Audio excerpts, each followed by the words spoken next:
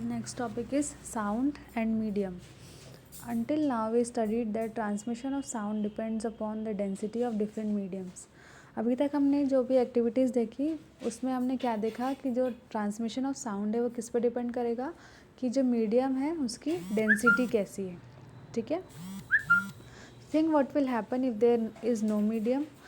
क्या आप लोगों ने ये कभी सोचा है कि अगर कोई मीडियम ही नहीं होगा तो क्या होगा? Will the sound reach you. क्या साउंड आप तक तब भी पहुंचेगा जब कोई मीडियम नहीं होगा? The following experiment was done to test this. ठीक है. तो इसी चीज़ को टेस्ट करने के लिए एक एक्सपेरिमेंट किया गया था. An electric bell and a glass bell jar was used as shown in figure 6. ठीक है. तो इस फिगर के अकॉर्डिंग एक इलेक्ट्रिक बेल और एक ग्लास बेल जार यूज़ किया गया था. ठीक है. The bell was hung inside the bell jar and it was connected to a vacuum pump. ठीक है. तो बेल जार को किससे कनेक्ट किया गया था? एक वैक्यूम पंप लगाया गया था बॉटम में और इलेक्ट्रिक बेल को उसके अंदर रखा गया था. ठीक है. ऑन प्रेसिंग, 1 मिनट, और इसको कॉर्क से सील कर दिया गया था. ठीक है. और इसका स्विच इस बॉटल के ऊपर रखा गया था. किसका? इलेक्ट्रिक बेल का. अब क्या कर रहे थे? On pressing the bell switch it sound was heard. ठीक है. जैसे ही हमने उस बेल का स्विच प्रेस किया तो हमको बेल के अंदर का साउंड सुनाई दिया था. ठीक है. उसके बाद हमने क्या किया? When the air inside the jar was slowly pumped out using the vacuum pump, the sound get lower even though the same amount of electric current was passed through. ठीक है. फिर धीरे धीरे हमने क्या किया? ये जो वैक्यूम पंप लगाया था बॉटम में, उस वैक्यूम पंप की हेल्प से हमने धीरे धीरे जो बेल जार के अंदर की एयर थी उसको बाहर निकालना शुरू कर दिया. ठीक है. तो जैसे जैसे एयर बाहर निकल रही थी ये जो इलेक्ट्रिक बेल का साउंड था वो भी धीरे धीरे कम होता जा रहा था. ठीक है. Even though same amount of electric current was pass through.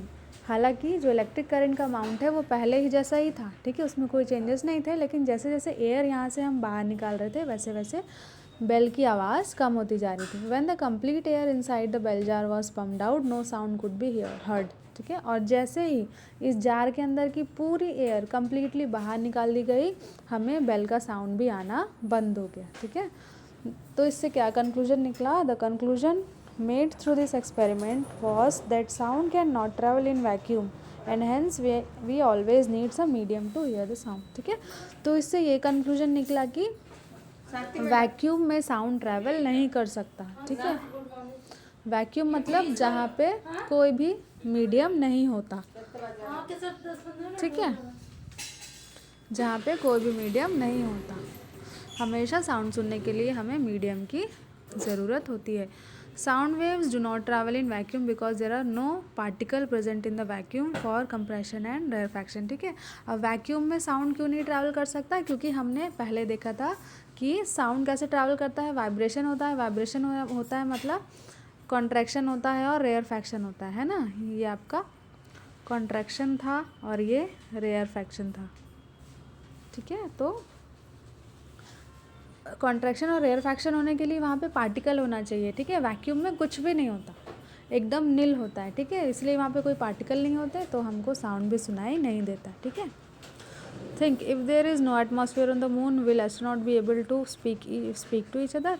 जैसे मून में एटमॉस्फेयर ही नहीं होता है तो जो एस्ट्रोनॉट्स जाते हैं वहाँ पे वो एक दूसरे से कैसे बात करते हैं? ठीक है. तो types of wave on the basis of direction of vibration. Vibration के डायरेक्शन के बेसिस पे हमने यहाँ पे क्लासीफाई किया है वेव्स को. ठीक है. We know that when transmission of wave occur there is no transfer of particle of medium. ठीक है. हम जानते हैं कि जब वेव का ट्रांसमिशन होता है तो वहाँ पे कोई भी पार्टिकल का ट्रांसफ़र नहीं होता. ठीक है. पार्टिकल ट्रांसफ़र नहीं होते. क्या होता है? वाइब्रेशन होता जाता है ना. They only vibrate with respect to their mean position. ठीक है. बस वो अपनी मीन पोजीशन के इधर उधर वाइब्रेट होते हैं. अपनी एनर्जी एक दूसरे को ट्रांसफ़र करते जाते हैं. खुद एक जगह से दूसरी जगह नहीं जाते. क्या करते हैं? अपनी एनर्जी एक से दूसरे को ट्रांसफ़र करते जाते हैं. On the basis of the direction of vibration of particles with respect to the direction of wave propagation, wave can be of 2 type. ठीक है. तो क्या होगा कि इसी डायरेक्शन ऑफ वाइब्रेशन के अकॉर्डिंग इनको दो वेव में डिवाइड किया गया है। First is longitudinal wave and second is transverse wave. ठीक है, अब लॉन्गिट्यूडिनल और ट्रांसवर्स वेव क्या होगी देखते हैं। Formation of longitudinal wave. ठीक है, लॉन्गिट्यूडिनल वेव कैसे बनेगी या किसको कहते हैं? Take a slinky. ठीक है, ये ऐसे प्लास्टिक स्प्रिंग टॉय होता है ना, वो ले लेना। Hold both the end of slinky and pull and push them and fro to and fro one by one. ठीक है, तो उसको पकड़ो, दबाओ, फिर खींचो, दबाओ, फिर खींचो। ठीक है, now make a point anywhere on the slinky and repeat the above step. ठीक है, इसके बाद स्लिंकी में कोई एक पॉइंट बना दो आप, जैसे यहाँ पे, फिर से उसको कंप्रेस करो और छोड़ो, दबाओ छोड़ो, दबाओ छोड़ो। ठीक है, तो अब क्या देखोगे, in this activity you saw that on pushing and pulling the slinky to and fro the mark on the slinky also moves in direction parallel to the direction of propagation of displacement। ठीक है, तो ये जो mark बनाया था, ठीक है, जैसे आप इसको दबा रहे थे तो ये भी इसके डायरेक्शन के पैरेलल, मतलब कुछ इस तरह ऐसा ऐसा लेफ़्ट राइट मूव हो रहा था। कौन सा मार्क? ये वाला मार्क। ठीक है, तो the waves in which vibration of particle of the medium is in the direction parallel to the direction of wave propagation is called longitudinal wave। ठीक है, यहाँ पे वेव कैसे जा रही है? हॉरिजॉन्टली जा रही है। ठीक है, और ये जो मार्क आपने बनाया वो भी कैसे मूव कर रहा है? इसी के पैरेलल। ठीक है, तो लॉन्गिट्यूडिनल वेव क्या होती है?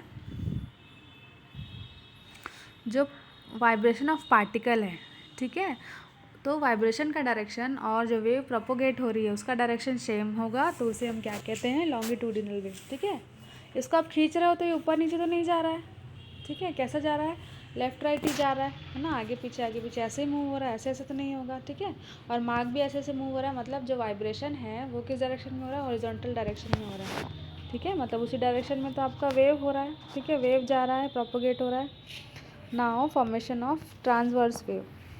अब ट्रांसवर्स वेव क्या होती है? फिर से एक स्प्रिंग प्लास्टिक टॉय ले लीजिए।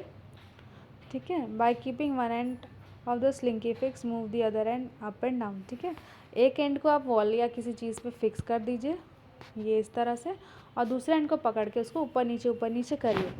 ठीक है, this is the wave formed in the activity different from the longitudinal wave. तो यहाँ पे जो वेव फॉर्म हो रही है वो ऊपर वाली एक्टिविटी से अलग है क्या? हाँ, ऊपर वाली एक्टिविटी में वेव ऐसे ऐसे हो रही थी, लेकिन यहाँ पे जो वेव है वो इस तरह से फॉर्म हो रही है। ठीक है, on moving the slinky up and down the vibration of particle is vertical to the direction of wave propagation. तो यहाँ पे जो वेव है वो कैसे प्रोपोगेट हो रही है? ऐसे ऐसे, मतलब किस डायरेक्शन में? जा तो इसी डायरेक्शन में रही है, लेकिन जो वाइब्रेशन है, पार्टिकल है, वो कैसे वाइब्रेट कर रहा है? यूँ, अप एंड डाउन, है ना। आप उसको ऐसे ऐसे ऊपर नीचे कर रहे हो, तभी तो ये ऐसा स्पाइरल शेप बन रहा है। ठीक है, ऐसा शेप बन रहा है, तो वेव इस डायरेक्शन में ही जा रही है, लेकिन पार्टिकल कैसे मूव हो रहे हैं? Up and down. ठीक है, तो यहाँ पे देखो कि जो वाइब्रेशन ऑफ पार्टिकल है उसका डायरेक्शन वेव प्रोपोगेशन के डायरेक्शन के परपेंडिकुलर है ना। वेव ऐसे प्रोपोगेट हो रही है, लेकिन वाइब्रेशन कैसे हो रहा है? इस डायरेक्शन में हो रहा है, तो इसे ही हम क्या कहते हैं? Transverse wave. ठीक है, लॉन्गिट्यूडिनल वेव में जो वाइब्रेशन है, ठीक है, वाइब्रेशन का डायरेक्शन वेव प्रोपोगेशन के डायरेक्शन के पैरेलल होगा, और ट्रांसवर्स वेव में क्या होगा कि जो डायरेक्शन है, ठीक है, डायरेक्शन ऑफ वाइब्रेशन वो वेव प्रोपोगेशन के डायरेक्शन के परपेंडिकुलर हो। ठीक है, now characteristics of sound waves. इसके कैरेक्टरिस्टिक्स क्या हैं देख लेते हैं। The nature of waves can be defined based on 4 measures: wavelength, frequency, amplitude and velocity. ठीक है, 4 कैरेक्टरिस्टिक्स होते हैं, मतलब 4 पैरामीटर पे हम किसी भी साउंड का कैरेक्टरिस्टिक्स डिसाइड कर सकते हैं: वेवलेंथ, फ्रीक्वेंसी, एम्पलीट्यूड और वेलोसिटी। ठीक है, तो देखते हैं क्या होता है। Following is a picture showing the sound wave. ये जो है साउंड वेव का पिक्चर है। ठीक है, साउंड वेव कुछ इस तरह जा रही है। ठीक है, ये कॉन्ट्रैक्शन है, ये आपका रेयरफैक्शन है, ये कॉन्ट्रैक्शन है, रेयरफैक्शन। ठीक है, तो अब देखते हैं। We know that in a sound wave compression and rarefaction occur consecutively, है ना, मतलब लगातार आता है, पहले कॉन्ट्रैक्शन आएगा, फिर रेयरफैक्शन आएगा, फिर कॉन्ट्रैक्शन, फिर रेयरफैक्शन।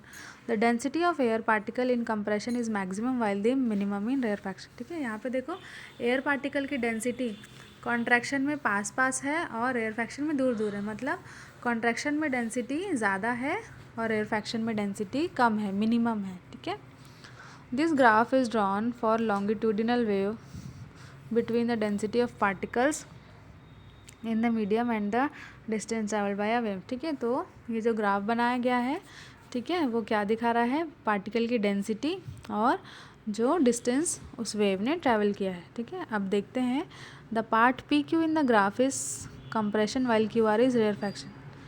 ठीक है, तो ये पी क्यू क्या है, आपका कंप्रेशन है, और क्यू आर क्या है, आपका रेयरफैक्शन। ठीक है,